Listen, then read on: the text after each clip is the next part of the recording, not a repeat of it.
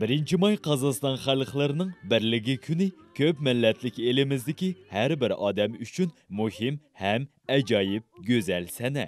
Go'zal bahorning bu kuni har bir shaharda, aholiq makonlarda cho'ng qizg'inlik bilan nishonlanadi.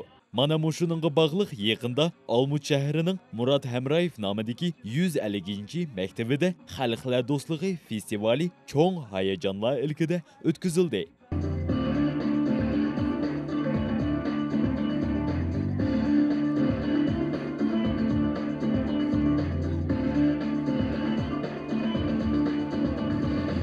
Bugün bizning maktabimizda cho'ng bayram, Qozog'iston xalqlarining birligi kuni harpsida o'quvchilarimizning diliga elimizdagi eng esil boyliqlarining biri do'stlikni, birlikni, ittifoqlikni, uni qadrlashni, uning bilan faxrlanishni singdirish maqsadida biz maktabimizda bugungi mazkur festivalni o'tkazyapmiz.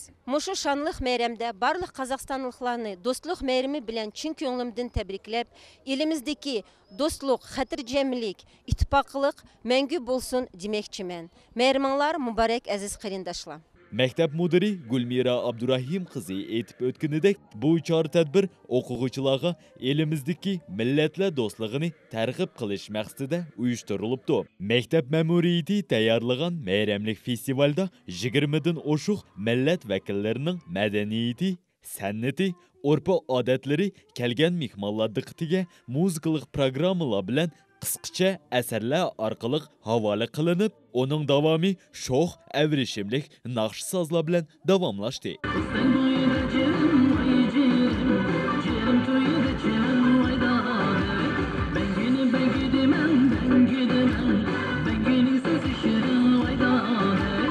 Festivalga kelgan mehmonlar qatorida Al-Farabi nomidagi Qozoq Milliy universitetining professori, geografiya fanlarining doktori Sharif Nadirov, Zarevostoka mahallasining yigit boshlari bilan xonim-qizlar kengashining a'zolari bayram oxirida so'zlab, maktab kollektiviga cho'ng ijodiy futuhlar tiladi.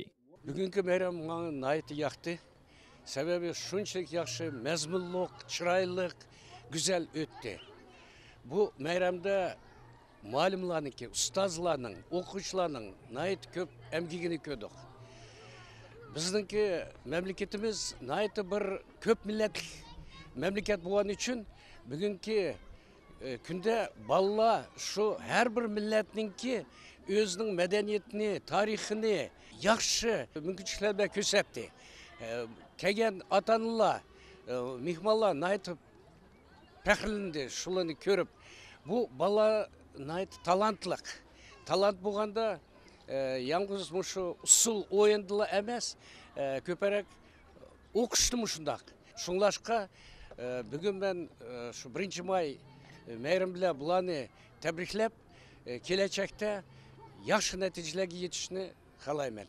Keng taşa elimizning shoirlar kuylagan, rassomlar suratlarida aks etkizgan, kompozitorlar o'z asarlarida muzikaga tushargan millatlar do'stligi bu mahallada yashayotgan turg'unlar uchun xosiyatlik va e'tiborli. Endi bu do'stlikni texmu chingitib, uni saqlab kelayotgan moshundaq aziz insonlardir.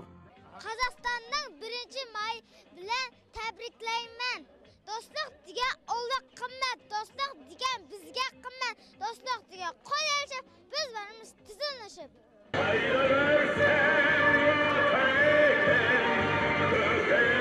Abdumanap Mahmudjon, Ruslan Duganov, Baxtiyor Iminov, Tangridog' kanali.